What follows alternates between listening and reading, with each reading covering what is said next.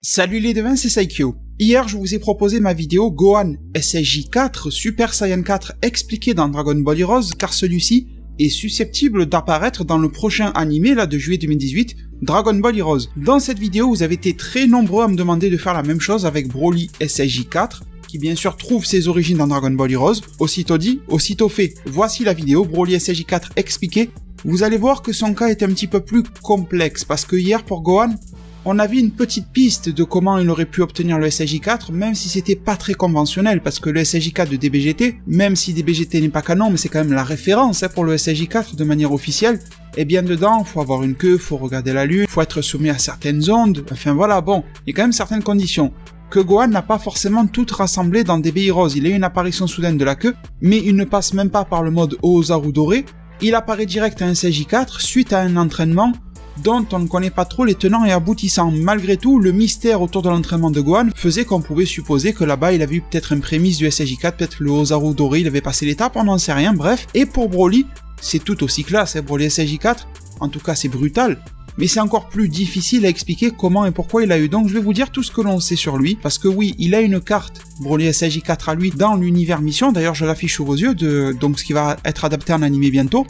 On ne sait pas, il n'est pas confirmé pour apparaître ou pas dans l'animé, mais c'est fort probable qu'il y soit, il a un fort potentiel commercial. Et donc ce personnage, il a fait son apparition aussi bien dans le manga Dragon Ball Heroes, la Victory Mission, qui était un manga promotionnel, tout comme l'animé de juillet est un animé promotionnel, fait en sorte pour attirer les jeunes japonais, les clients japonais, vers les bornes d'arcade Dragon Ball Heroes, rien de plus. Enfin, Super Dragon Ball Heroes pour être précis. Eh bien c'était pareil à l'époque. À l'époque, on a eu ce manga Victory Mission qui a fait apparaître justement Broly SSJ4 dedans, et il est apparu pour la première fois en jeu, in-game, dans l'arc des dragons maléfiques, partie numéro 7. On se battait contre tous les dragons maléfiques que vous avez connus, Lee Shenron, San Shenron, tout ça, Su Shenron, enfin tout ce que vous voulez. Donc bien sûr, Dragon Ball Heroes récupère énormément de personnages de l'œuvre originale, mais ne vous attendez pas à les côtoyer de la même manière que dans l'œuvre originale, c'est ça qu'il faut comprendre. Ni même en termes de puissance, oubliez tout ce que vous savez, ça sera totalement reboot, tu vois, c'est ça le truc. Alors à ce stade-là de Dragon Ball Heroes Dragon Magnifique, là je vous parle du jeu et après je vous parlerai du manga, parce que voilà, les deux ont un petit peu leurs histoires. Et bien sûr, Broly SSJ4 y apparaît comme un ennemi qu'il faut battre, et Goku SSJ4 et Vegeta SSJ4 ne font pas du tout le poids, mais vraiment pas du tout face à lui. À transformation équivalente, ils ne peuvent rien faire. Il y a aussi les personnages de Beat, désolé c'est le héros, B-E-A-T, et attendez-vous à entendre très souvent ce nom à l'avenir, malheureusement c'est comme ça, et de Note. En fait, vous avez Beat et Note qui sont les deux héros principaux, garçon et fille, Note étant la fille, comme ça chaque enfant japonais peut s'y retrouver, peu importe le sexe au final. Et donc les deux héros sont en SSJ3, Beat et Note SSJ3. On a non pas Paikwan, mais Super Paikwan, Paul Kwan pour la VF. Je ferai une vidéo explicative de ce personnage-là, mais il est peu probable qu'il apparaisse dans l'animé, donc ça prendra un petit peu plus de temps. Et ils se font tous massacrer. Tous par ce Broly-là, SSJ4, qui est annoncé comme étant l'ennemi le plus puissant qui a pu être rencontré dans Dragon Ball Heroes jusqu'à cette époque. Cette partie-là de Dragon Ball Heroes, ça date d'il y a à peu près 3 ans, donc depuis ils en ont vu des gars plus balèzes que Broly, même si sa puissance n'est pas à dénigrer parce qu'il est toujours d'actualité. Il revient à peu près, depuis 2014, il n'arrête pas de revenir sous forme SSJ4 dans Dragon Ball Heroes et Super Dragon Ball Heroes, preuve que sa puissance n'est pas non plus à dénigrer. Donc voilà, en termes de puissance, vous comprenez à peu près où il est, en tout cas il éclate du Goku et Vegeta SSJ4. Goku et Vegeta SSJ4 ne sont pas forcément au même niveau que dans DBGT, mais j'oserais dire que Goku et Vegeta SSJ4 de Heroes sont plus puissants qu'ils ne l'étaient dans DBGT, donc ça vous donne une grosse idée de puissance de ce Broly. Toujours dans le jeu vidéo, la seule indication que l'on a concernant le fait que Broly peut atteindre cette forme-là, c'est parce que dans Dragon Ball Heroes, je vais pas vous noyer de détails techniques, mais vous avez le dragon maléfique que vous avez pu voir dans Dragon Ball GT, il y est. S'il y a les dragons maléfiques qui attaquent, Lee Shenron machin, eh bien il y a l'espèce d'équivalent de Shenron maléfique, vous vous rappelez de ce gars-là, enfin de ce dragon-là. Eh bien ça serait grâce à l'aide de ce personnage-là que Broly atteint le SSJ4. Ce qui expliquerait d'une manière plutôt logique, même si on n'a pas les tenants et aboutissants de leur discussion, de leur relation, le fait que Broly puisse y arriver sans passer par les étapes traditionnelles du SSJ4, parce qu'au final ce dragon est capable d'exaucer des vœux et probablement capable de faire en sorte que Broly se transforme. En gros, concernant Broly SSJ4 dans le jeu, c'est ça, mais il y a aussi bien sûr un prolongement à tout ça dans le jeu. Il finit par devenir un espèce de Golden Ozaru, sauf que son Golden Ozaru est quand même verdâtre, vous le voyez bien sur les images. Et il fait office de boss final en fait, donc il serait considéré comme plus puissant que Broly SSJ4 lui-même dans cette fameuse mission numéro 7 des Dragons Maléfiques. Puis il réapparaîtra aussi bien sous forme de Ozaru que sous forme de SSJ4 dans les autres missions suivantes bien sûr, mais en gros là c'était vraiment le gros boss à battre. Généralement dans DB Heroes, un personnage un ennemi commence par devenir le boss final, on nous montre ses transformations, et dans les missions qui suivent, ils nous le vendent comme étant une carte jouable et tout ça, c'est plus le boss du jeu, c'est tu t'en sers pour te battre contre d'autres bonhommes. Parce que dans Dragon Ball Heroes, le jeu de cartes, il y a tout un système où la carte, peu importe que ça soit un gentil ou un méchant, tu peux t'en servir pour te battre justement contre les méchants qui t'attaquent, même si à la base ton bonhomme est un méchant. C'est histoire d'élargir le jeu, de vendre le plus de cartes possible, bien sûr. Et sinon, les devins, dans le manga Dragon Ball Heroes, c'est assez proche, mais avec quand même pas mal de différences. Bien sûr, Broly a d'autres formes, hein.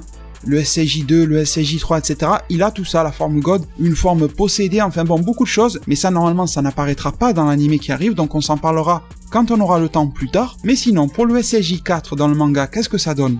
Je l'ai dit en début de vidéo, c'est dans le manga Dragon Ball Heroes Victory Mission, qui, pour la petite information, a été fait par Toyotaru, le même qui fait le manga Dragon Ball Super, et dans Dragon Ball Heroes Victory Mission, alors d'accord, Broly apparaît comme un ennemi pour la team des héros, Beat, Note, machin, mais il va aussi se taper contre les dragons maléfiques du genre San Shenron, Su Shenron, etc. Ce qu'il faut savoir aussi sur ce Broly SSJ4 dans le manga, c'est tout simplement qu'il a été introduit par un personnage de type humain artificiel ou cyborg, comme vous voulez. Je sais plus comment il s'appelle, Génome ou un truc comme ça. Il l'appelle dans Dragon Ball Heroes un bio-humain artificiel. Il est un petit peu évolué par rapport au cyborg habituel. Il ressemble un petit peu à Cell. J'espère que je pourrai vous trouver une image. Donc là, le lien avec le Shenron maléfique est beaucoup moins présent parce qu'apparemment ça serait lui qui l'aiderait, même si les Dragon Ball sont toujours là. Hein. Broly est quand même en quête des Dragon Ball ici, mais visiblement ça serait cet humain artificiel qui serait à l'origine de tout ça. Et Broly, comme à son habitude, commence à fracasser tout le monde. Freezer, Couleur, le roi Cold, enfin bon, Froz, qui est un nouveau démon du froid, qui est dans Dragon Ball Heroes et c'est un démon du froid gentil, ça j'en parlerai dans une autre vidéo aussi. Le héros Beat ne peut rien faire sous sa forme SSJ3, Broly est un monstre complètement, et à partir de là ça devient limite une battle royale dans laquelle Broly n'a pas forcément d'amis ou d'ennemis, mis à part le bio-humain artificiel dont je vous ai parlé, parce qu'en fait, il se bat contre la team des héros de Goku 4, Beat, Note, Vegeta, Gotenks, enfin Goten et Trunks à la base, mais qui deviennent Gotenks ensuite. Il y a Paragus qui se ramène, enfin bon, ça a pas trop de logique, hein, c'est pour ça que je vous dis les événements un petit peu à la suite. Et justement, Génome, l'humain artificiel là dont je vous parle, fait en sorte que Broly SSJ4, eh bien, vienne casser la gueule des dragons maléfiques, les Ryu Shenron, etc. Durant ce combat contre les dragons maléfiques, Broly, comme dans la mission numéro 7 des dragons maléfiques, se transforme en Ozaru doré géant. Il défonce tous les dragons, et là, un peu comme une battle royale, hein, ou plutôt un mode arcade, eh bien, il revient se battre contre les héros. Bien sûr, il y a de la transition dans le manga, mais là je vais vite. Tout le monde se met à son maximum, il y a Gotenks SSJ3 qui apparaît, Goku SSJ4, Vegeta SSJ4, les deux héros qui se mettent en SSJ3, une attaque combinée, et ils finissent par battre le fameux Broly Ozaru. Donc en gros voilà, c'est ça l'histoire et les explications autour de ce personnage-là, mais il trouve toujours un moyen de le faire revenir, c'est pas parce qu'il a été vaincu, en plus c'est Broly, déjà dans les films il n'arrête pas de revenir, ils l'ont fait récemment dans le film en 4D avec Broly God, donc Dragon Ball Heroes va pas se gêner de le faire revenir. Donc aussi dans Dragon Ball Heroes, attendez-vous à avoir des combats assez différents de Dragon Ball et Dragon Ball Super. C'est vrai que dans Dragon Ball, l'œuvre originale, jusqu'à DBS, on a tendance à régler ces combats en 1 contre 1. Alors le tournoi du pouvoir me fait un petit peu mentir parce que le combat contre Jiren ne s'est pas vraiment résolu en 1 contre 1.